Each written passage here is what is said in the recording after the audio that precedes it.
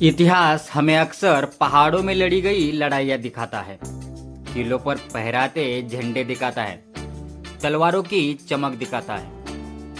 लेकिन क्या आपने कभी सोचा है, भारत के समुद्रों पर पहली बार स्वराज्य का अधिकार किसने स्थापित किया?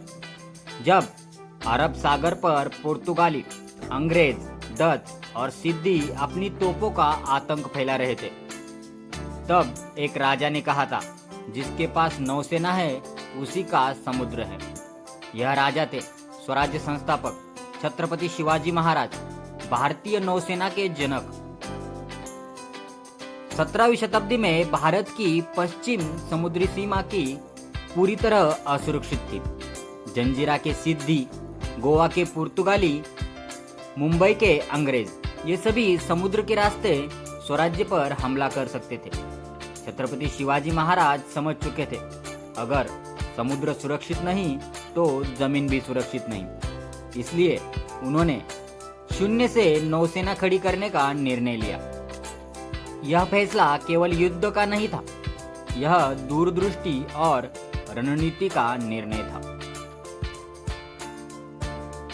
जब यूरोपीय शक्तियां बड़े और भारी जहाज बनाती थी जो केवल गहरे समुद्र में चल सकते थे, छत्रपति शिवाजी महाराज ने कोकण के उतले पानी को ध्यान में रखकर स्वदेशी जहाज बनाए।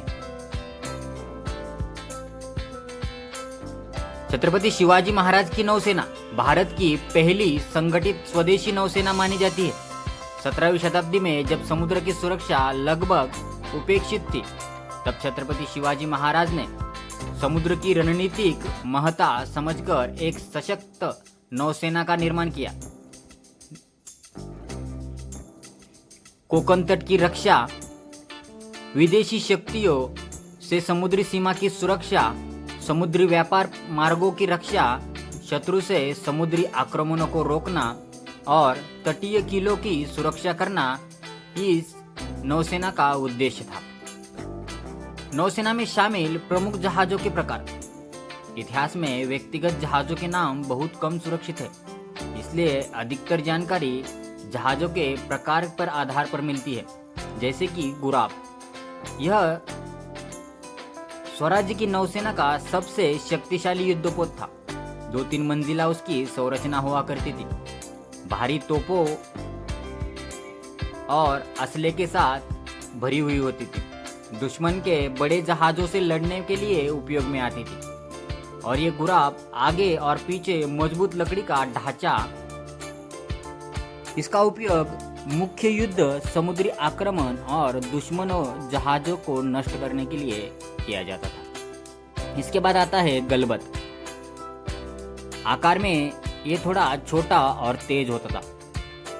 चप्पुओं में और पाल दोनों से चलाने वाला यह एक जहाज था, जिसमें 20 से 50 नाविक आसानी से आ सकते थे। इसमें हल्की तोपें और दुश्मन पर तेजी से हमला करने में यह बहुत कारगर था। तेज हमले, संदेश भेजना, गश्त करना या दुश्मन का पीछा करना इसका उपयोग किए जाते थे। इसके बाद आता है पाल। पाल यह एक मध्यम आकार का जहाज था। व्यापारिक और सैन्य दोनों कार्यों में इसका उपयोग किया जाता था। लंबी दूरी की समुद्री यात्रा में यह सक्षम था, जिससे दुश्मन के ऊपर निगरानी रखने के लिए और युद्ध के दौरान रसद की आपूर्ति करने के लिए इसका उपयोग ज्यादातर किया जाता था, और सैनिकों की आवाजाही के लिए। इसके बाद आता है मचवा। बहुत छोटा और हल्का जहाज। यह खास खाड़ियों के लिए बनाया जाता था। उतले पानी में चलने योग्य था, तट के पास संचालन कर सकता था। इसका उपयोग ज्यादातर जासूसी और तटीय निगरानी के लिए किया जाता था, और अचानक हमला करने के लिए भी मचवा का उपयोग किया जाता था। इसके बाद तरांडी, खोया। ये मछुआरों जैसी बनावट का एक जहाज था। इसका उपयोग छल के लिए किया जाता था। दुश्मन को भ्रमित करने के लिए यह सहायक था। छत्रपति शिवाजी महाराज की नौसेना की ताकत जहाज़ों की संख्या थी 300 से अधिक और नाविक और सैनिक थे 15,000 से अधिक। उसमें प्रमुख नौसैनिक अड्डे जो थे यह थे विजयदुर्ग, सिंधुदुर्ग, कोलाबा और सुंदरगढ़। नौसेना के सेनापतियों को माइनाक भंडारी छत्रपति शिवाजी महाराज के प्रथम नौसेना प्रमुख थे। नौसेना के संगठन और विस्तार में महत्वपूर्ण भूमिका बजाने वाले माइनाक भंडारी थे। इसके साथ दौरिया सारंग, कुशल समुद्री योद्धा, सिद्धि और अंग्रेजों के विरुद्ध अभियानों में सक्रिय थे। छत्रपति शिवाजी महाराज की नौसेना की विशेषताएं पूर्णतः स्वदेशी तकनीक थी। स्थानीय कारीगरों द्वारा निर्मित जहाज, यूरोपीय नौसेनाओं से अलग रणनीति, समुद्री किलों और जहाजों का संयुक्त उपयोग और तटीय युद्ध में अत्यंत प्रभावी।